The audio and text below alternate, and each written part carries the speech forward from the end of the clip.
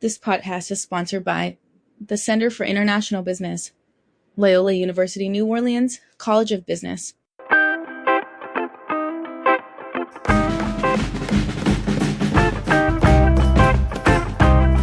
Welcome to Gumbo of Opportunities, the podcast where we dive deep into the landscape of international business with a closer look at the state of Louisiana and New Orleans. We will hear stories, insights, and strategies of influential global players of the Bayou region in a pursuit to make the Bayou one of the most attractive areas for businesses. This is Gumbo of Opportunities. Hello everyone, I'm Alessandro. Hello everyone, I'm Gustavo. This is one of our last episodes of first season of Gumbo of Opportunities. Correct. And we think it's time to just reflect on the current state of the economy. Right? Absolutely, yeah. This is a big first 100 days, give or take, on the new administration. Lots to talk about, so let's get rolling. I mean, our Gumbo of Opportunities is an international business podcast.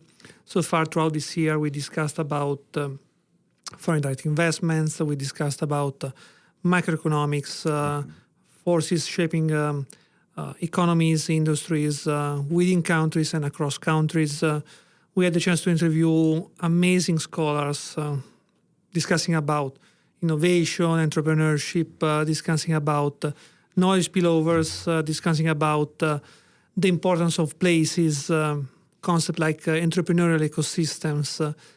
And of course, now we reach the end of the semester in which on different courses we teach about how businesses are doing, how businesses should take care of the environment, how businesses should scan day by day, moment by moment, the business environment to find possible threats, possible opportunities to catch. And so businesses today, international business in particular, but any type of business in reality, have to deal with a business context that today shows a high level of uncertainty. Absolutely. What we observe today is policies that have reshuffle how markets are organized. It all starts, quite simply. It's amazing how one thing leads to another. It starts quite simply by the imposition of, barriers to international trade in the form of tariffs. Tariffs that are imposed in a way very,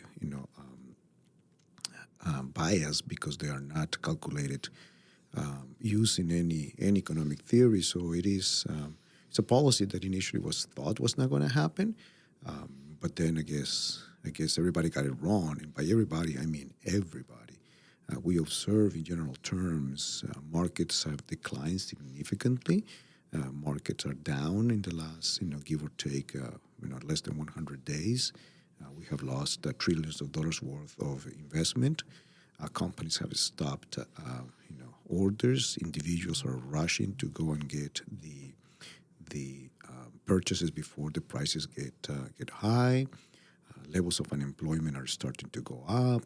We observed release data today on the GDP production to be negative. Most people expected it was going to be close to zero, from a healthy 2.4 interannual growth to about 0.8.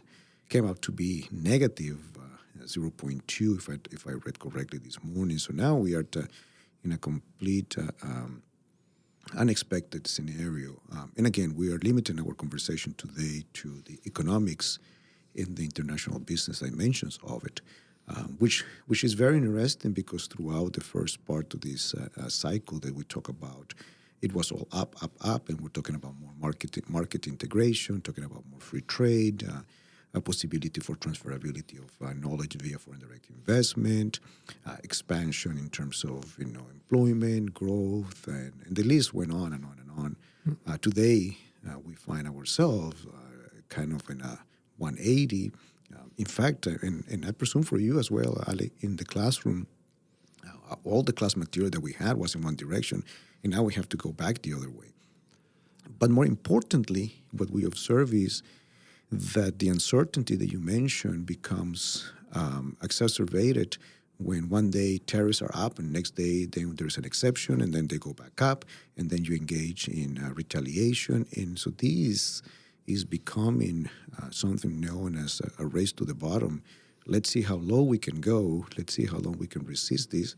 And what happens is, you have the two large economies engaged in a fight, and everybody else is watching from the side. It's trying to see, what is going to happen.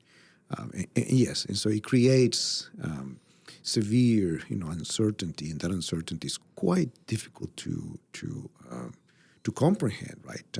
Yeah. I mean, Yeah, especially because high level of uncertainty, as we know, scare of possible investments.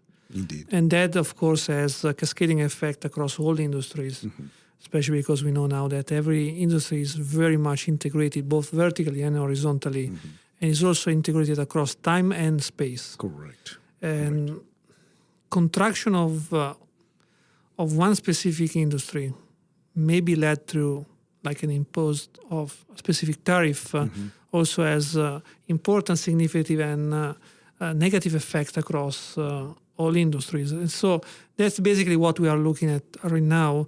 I'm just looking at right now at the latest projections of Dow Industrial, Standard & Poor's 500, and Nasdaq, and there is high volatility. We see a trend that is going up and down as much as we open or close the stock exchange, and of course that for investors is not something that is. Something that today is expected, but something that should be avoided. Correct. I mean, at this semester, I was fortunate enough to teach a class on personal finance. And when we first started the class, I was telling the students, hey, look at the market. Look how well the market's doing. We're all green. It's been on the uptrend. And very soon it turned out to be, we're going to go now on the red. And so we kept open in the classroom, visuals to see how the market was performing, and continuously look at, okay, the market went down today 2%, 5%, 10%. It kept on going negatively. And so it applied directly to the teaching. Students, you can see their concern of, my family now lost so much money on the retirement account. My grandparents are not going to retire yet. So we look at that. And then we start seeing other variables that are, what we call the fundamentals. And one of those fundamentals is the U.S. dollar that has been consistently the currency, post-World War II, consistently the safe reserved. Even the U.S. dollar has lost about 10%, value against the euro.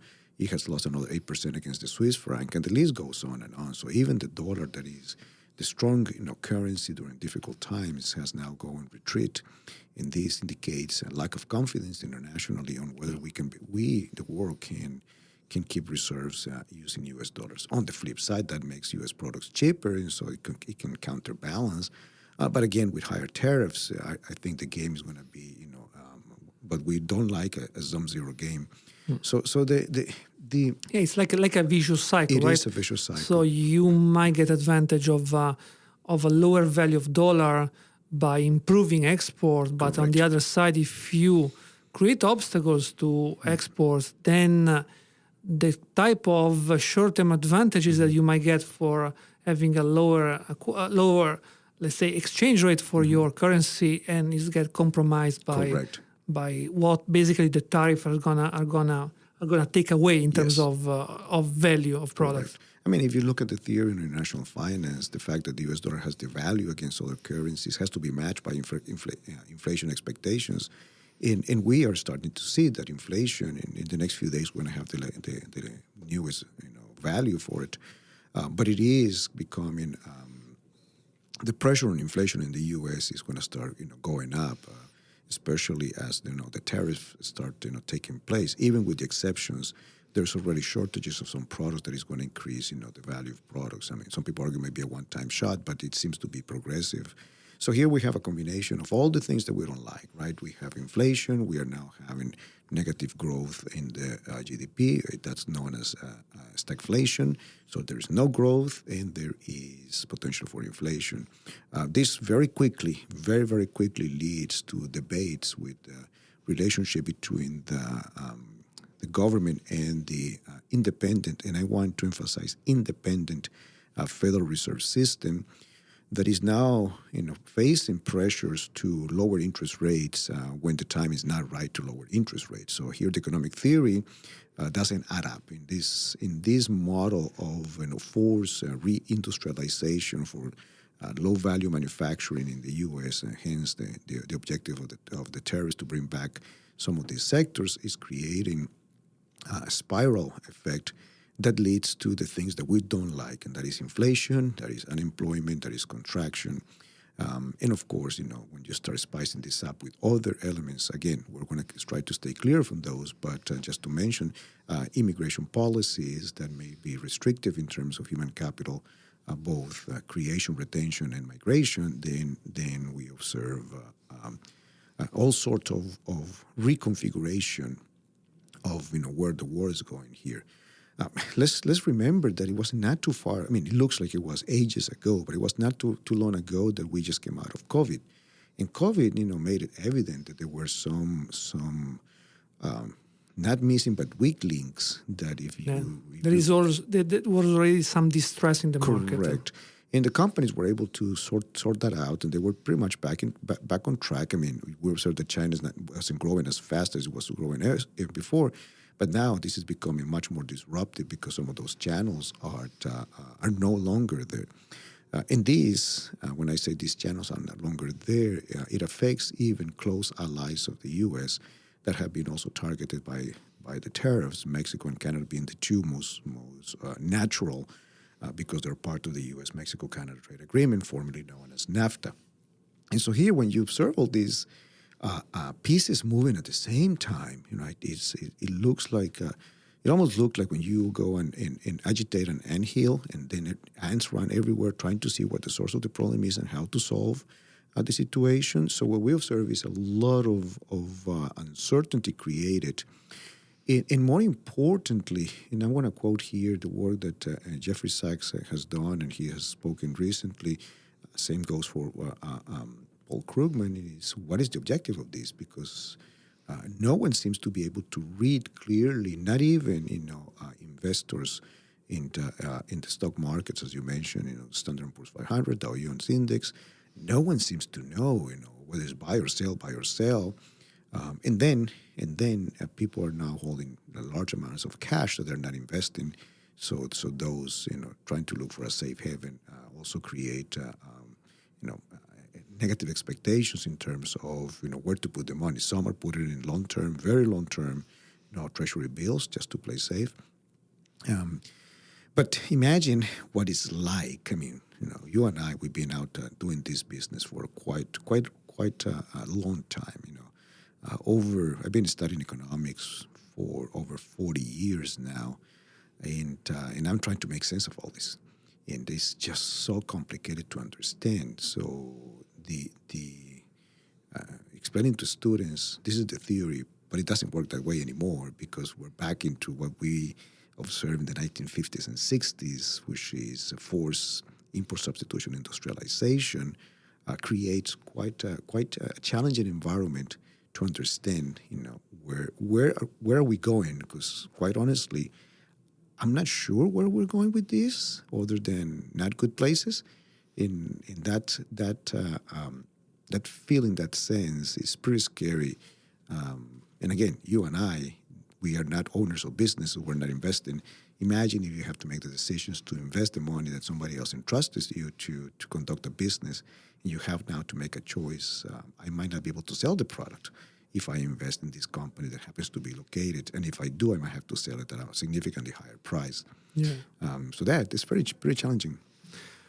It's challenging, and my point of view on this take is that there are so many opportunities that we are not able to catch right now, because now investors are scared, because now entrepreneurs have to first look at the books, look at the investment plans, and say, okay, is there like a combination of investment that I can do that in some way protects my company against possible shocks that can happen like tomorrow, as like within 1 week and so. And there are so many opportunities out there. And I mean, even when we teach, we try to like share with students all the opportunities or the possibilities as we have for spreading models of foreign direct investments across emerging nations, across developing states, nearshoring, friendshoring, creating vertical, horizontal networks of collaboration across markets and across industries, the potentiality of AI, and Correct. an AI that is not a substitute of low-paid workers, but is like a tool, an instrument that improves productivity. Yeah, absolutely. But if now investors are scared and have to reduce the level of exposure onto the market, I'm not sure that now they will look at those market opportunities, because at some point they will have to kind of take the more prudent route, right? Correct, absolutely correct. I mean, you mentioned several things that are very, very important. The one thing is, you and I, we don't work on foreign direct investment, and we've seen the numbers. I mean, the numbers are what they are. And they're clearly indicating that companies that go abroad and maximize the potentiality of finding resources in other locations that are specific, either the place or the clustering that firms create, and then, the benefits of labor market pooling, and hence, increased productivity with a very high certainty of getting the products back into the U.S., then leads to people, and let's just take a look from within the U.S., as consumers in the U.S. enjoying better products at a lower price, and that any day, all day, creates increases in welfare, in well-being for our citizens. I hear the cry of some groups, of course, that some of the jobs that they used to do are no longer available.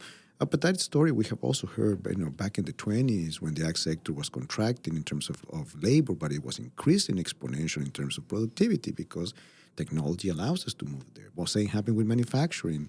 There was a point where manufacturing certain products in the U.S. was not the cheapest way to go, and it was not the most productive either, so somebody else picked it up. Now we are in the knowledge era.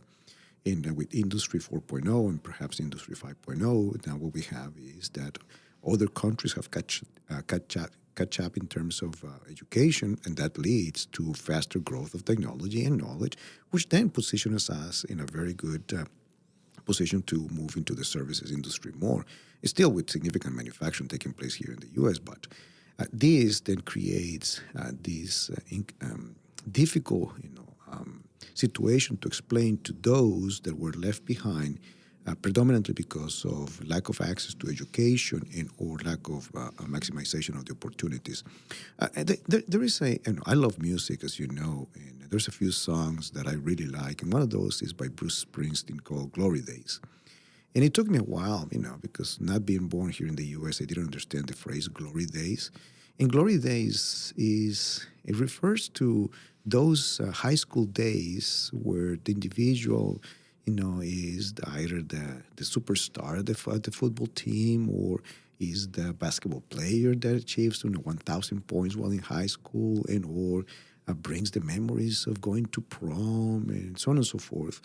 And that's exactly what I think is happening here. We're trying to relive those glory days. The glory days where the U.S. manufacturing sector was the most dominant. It allowed a lot of people post-World War II to reach middle class and have a good life, a lot of opportunities, and have a house and have a car and put people through the educational system. Somehow, these policies of tariffs, to me, is a way to try to rebuild those glory days. Live today as if we were living in the past. That doesn't get us very far. No, you mentioned something very important I was about to also to mention. It is about the concept of knowledge. As you said correctly, today we talk about knowledge more than we talk about individual products, more than we talk about input and output in terms of materiality. We talk more about knowledge because we know that we are in a knowledge economy. Correct. Right? So now knowledge is fundamental to create sustained competitive advantage across let's say, intra and inter-industry. thinking about knowledge, I just remember one article that I was reading a couple of days ago. It might be like earlier, but I mean, how it's important to keep investing in knowledge. Absolutely. No matter what can be your industrial policy, no matter if you want to support a specific industry rather than others, no matter if you want to go back to burning coal instead of supporting green economies, green energy production, that doesn't matter. The more important thing is that we cannot stop, we cannot slow down the accumulation of knowledge. Absolutely. And with what we discuss, with what we have available today as in terms of opportunities, what I think is fundamental is to remind us what China is doing. Mm-hmm. China, starting from, if I remember correctly, September 1st, 2025, they will start training 5 or 6 years old in schools in AI. Mm-hmm. Why is that?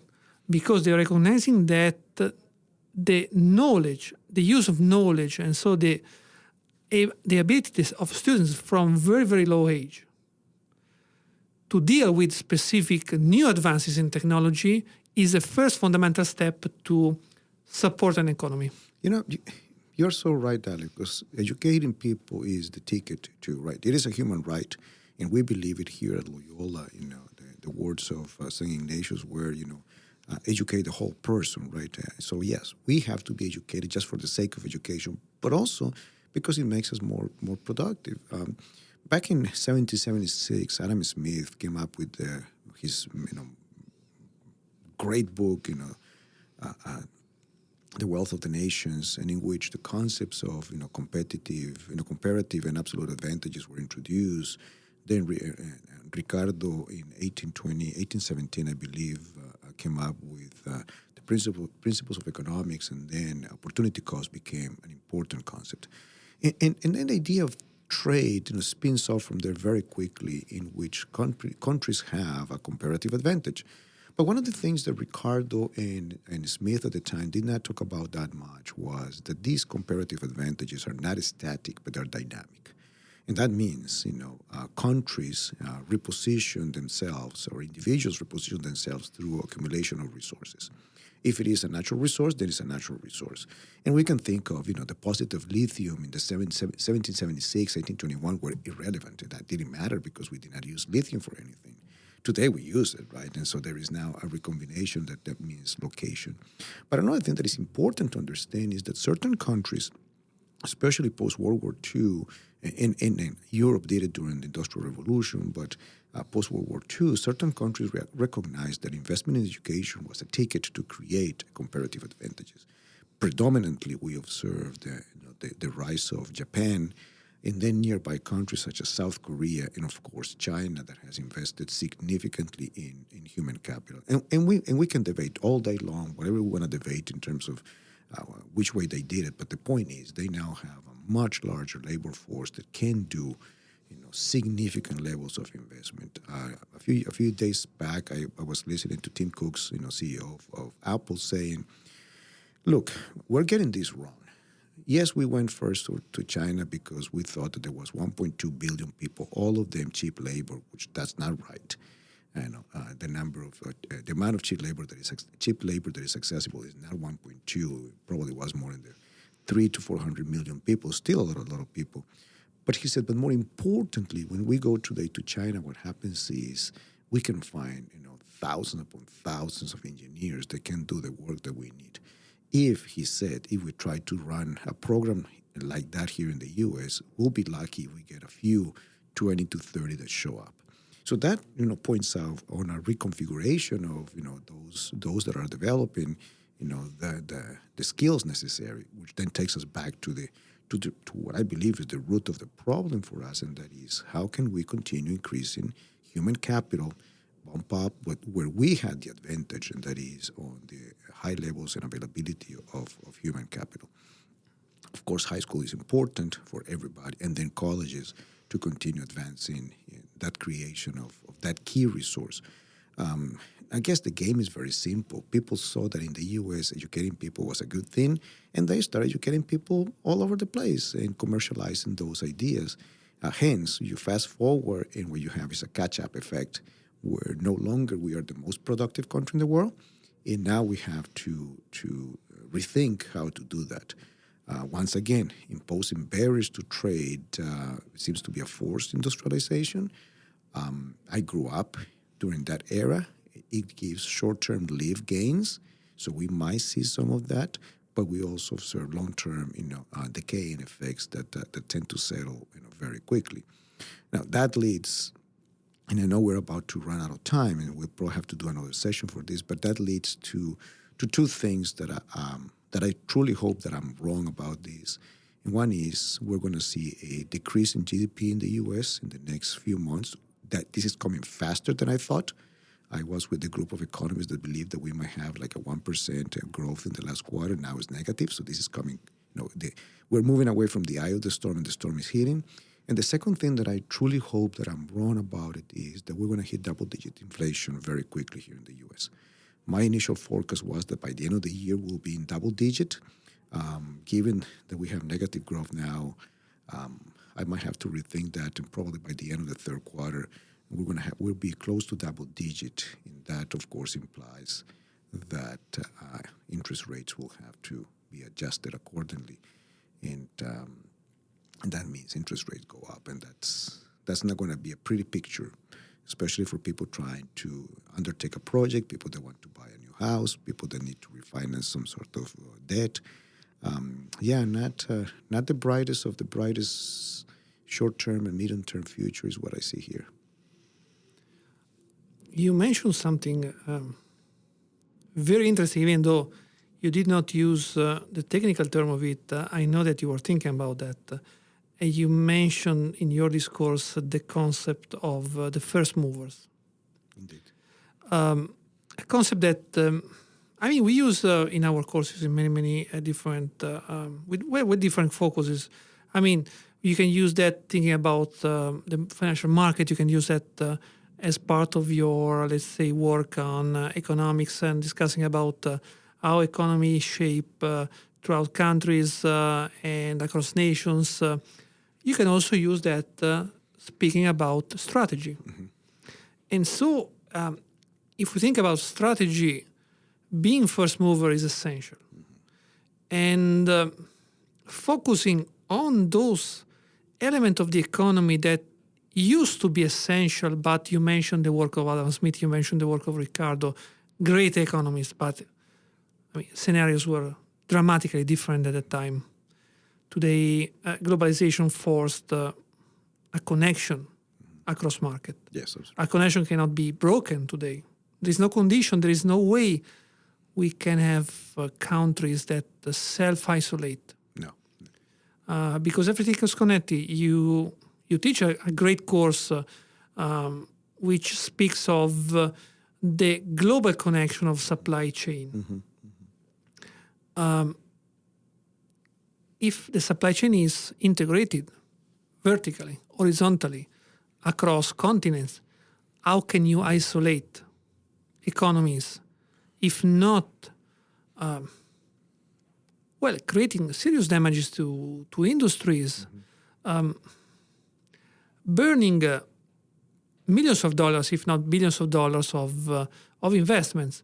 Yes. So I hope that we are not looking for measures of self-isolation with the idea of pushing something that might not be the best strategy for our economy here. Absolutely. As you speak, there's, when you study economics and business, there's a few concepts that we hone in students over and over again. Repetition matters. And these concepts are those of trade creation and trade diversion. These policies that we're observing today, based on my research and a couple of papers published on the subject matter, they look to me, they sound to me, they walk like trade diversion. We might increase trade among ourselves, but it's not going to be trade that is going to make us be better off in the long term. So I think this is one of those scenarios where trade diversion is kicking in. trade diversion, misallocate resources. It does result in trade because you produce, but you now buy from those that are not the most optimal producers, and hence, bottom line is individuals will have to pay more, and that is going to result in lower standards of living, perhaps with products all made here, but with lower quality of life in the long term. Yeah, I think it's what we teach. If something is not does not have a specific competitive advantage to be produced in a specific nation, it doesn't make sense to force its production because others can produce it with lower costs, and even selling us the same product, we might have a greater demand for it. So, of course, like if the price is lower, that could support the demand. Therefore, we shouldn't force the production of products that are not that does not have competitive advantage because of the combination of factors of production. The cost of human capital, the cost and availability of resources. Earlier, you were mentioning something that makes me wonder. You were mentioning about lithium, maybe. Yeah. Like who needed lithium like 70 years ago, right? Yeah. 80 years ago. Now, imagine that, for example, for any type of technological application, any type of, I don't know, you're buying a smartphone, you're buying the new gaming console or whatever, you're buying the new graphic accelerator to play with maps, to play simulation, to engage with enormous, ginormous actually amount of data just to, to create a forecast, to create business scenarios and to see how the economy is going to be within like 5 to 10 years or even like in 1 month. And you need what? You need lithium. You need cobalt. You need nickel. Nickel, copper, gold. There's a couple of that I'm not sure I pronounce correctly, like boron. Yeah, there's a couple of names there that... manganese. Manganese, yeah. And all these, and some of those are also called those rare minerals that are often at the center of national or international disputes. Correct. And I mean, I guess we really need to go back to the fundament of the economy and really look at those very, very easy, simple things that makes an economy work. Not that it is easy to make an economy work, of course. Absolutely. I mean, I would not like to be in a public office trying to make decisions right now. Yeah. But we really need to, I guess, face globalization, not fight it. Face the new technological advances, integrate them as much as possible in order to improve and keep pushing the knowledge economy. Instead, my guess would be going back to an economy that is just connected to the gathering of input and resources. Correct. That issue is, I guess something that we've been watching for a few years, and is the process of deglobalization in favor of more regionalism, and that has taken place. And there's some logic to it. The firms tend to expand close to markets that are closer to home. Of course, there is plenty that have gone across Atlantic, across Pacific, but that's just part of the process of integration and access to markets. Accounting for distance, regionalism to a certain extent is expected, but that regionalism is also international trade. What we're observing here is an actual retreat. This is not just a natural course; it's a retreat full force that creates a change in the game. And consequently, the gains that we have observed across the globe in terms of trade, in terms of investment, in terms of poverty reduction across the globe, which are some of the benefits of globalization, we might putting those in jeopardy. I'm not saying globalization is always good. There are things about globalization that are not good, and those need to be accounted for as well. But that's not enough to justify that then we're going to shut it down and move away from it. I think the perception of the U.S. economy in the world is changing. And to me, that is being reflected in the value of the U.S. dollar declining. I'm a strong believer that the U.S. had and has had an advantage over most other countries in the world because everybody wanted to hold U.S. dollars. And that holding of U.S. dollars has allowed the U.S. dollar to have a very expansionary monetary policy without suffering from inflation, which will be the immediate consequence of that printing. I'm afraid we're losing that. I'm afraid that people are moving away and realizing that they have too much exposure in one currency, and if they decide to dump the U.S. dollar, then it becomes a serious problem for us, because we lose that capability that is the capability that the country that prints the currency by excellence of trade has over anybody else. So I think we're reaching the end. We can't have a second round to it. Yeah, I guess we can keep the topic of perceptions, the topic of the strong connection between how markets are performing today with all the recent changes in politics, not just in US but internationally, because also European Union is playing a big like game in terms of internal politics of the EU. Correct. With with power that is shifting from historically stronger state like France and Germany towards countries that were able to recreate a sort of strong right-wing politics, like for example Italy. Italy and now Germany a little bit, and very dangerous. We bring the word fascism again with these divisive policies. And that's a chapter that we should talk, extensively on itself. And maybe we should bring a third person that will help us with the politics of it. But that's very dangerous. That's a place. It's a dark part of history that we shouldn't go back to. We should have learned not the good things that come out of that, strong swing to extremes. And yes, it is pretty dangerous. Now, what do we recommend people to do in these very unstable times? Here's my 2 or 3 takeaways. One is don't panic, right? Don't panic, but be informed. Take a look at the markets, follow the markets, understand what is happening. Reassess your budget. What is a necessity, what is not, what is something that could be postponed if you don't have to do those needs. If you are a homeowner, do not engage in refinancing. The interest rates are going to go up again. Try to postpone unnecessary expenses. Try to build up again part of your retirement fund. Continue, listening to the news day in, day out. Do what is the responsibility of a citizen to speak when speaking is necessary. Let's continue working on the institutions that we have in this country, believing that democracy is going to lead us to expressing our voices the best way possible. Midterm elections are coming up soon, so elections are important as well. Voting is a right that we should exercise, and that is a way that we can contribute. Keep working, and that's a very important ability that we have. And continue to be as productive as possible, and if possible, continue being educated in new skills. Well, I can add something. You mentioned something already, but I can add.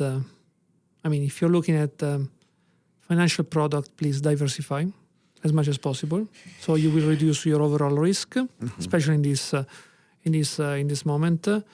And don't stop, educate yourself. Absolutely. That is particular, is my message to our students. To every student that is in the audience here. So never stop, educate yourself. Never stop being curious. Yes. And I always like to look back at our Jesuit values. Build your global mindset. Be curious. Emphasize ethics, faith, justice, social justice, and work, build your own intellectual growth. Absolutely. And so, all those values, the Jesuit values, are very important to be pushed during these times. As we said, we touch about 1 or 2 subjects here. There is more that we can speak about. And I would like to finish by thanking everybody for your attention, but also asking all of you to say a prayer for the next Pope, in that Pope Francis may rest in peace and bless us from above, and that we can continue searching ways for peace and prosperity and understanding among all nations and all individuals for a better world. Yeah, and I guess this is our last episode for season 1 of Gambo Opportunities. Yes, so we will also take a break. Yes, it is a pleasure to be here, this first year. And I have to say, I'm going to throw Ali under the bus to celebrate Alessandro's birthday today. So happy birthday to Alessandro. Thank you. And thank you for all the work that you do for us, for the center. And it is truly, truly valuable, my friend. Thank you. Thanks a lot. I mean, it's a pleasure. It's an honor and a pleasure at the same time. And we will see, I hope to see and to have any feedback from you all next season of Gamma Opportunities that will start again next September. So let's all take a break. Let's recharge. Let's just see what happens in the meantime and just be ready for season 2 of Gamma Opportunities, because we have already a lineup of people Absolutely. that I'm sure you will enjoy listening and they will bring value to our podcast. Excellent. Thank you so very much, Alessandro. And Thank you, everyone, Gustavo. Take care. Thank you. Thank you for listening to Gambo of Opportunities, the podcast about international business of Southern Louisiana and New Orleans. Huge thanks to Farah, Oban, and all the staff involved for making this podcast possible. The music is New Orleans jazz guitar music by The Music Hive.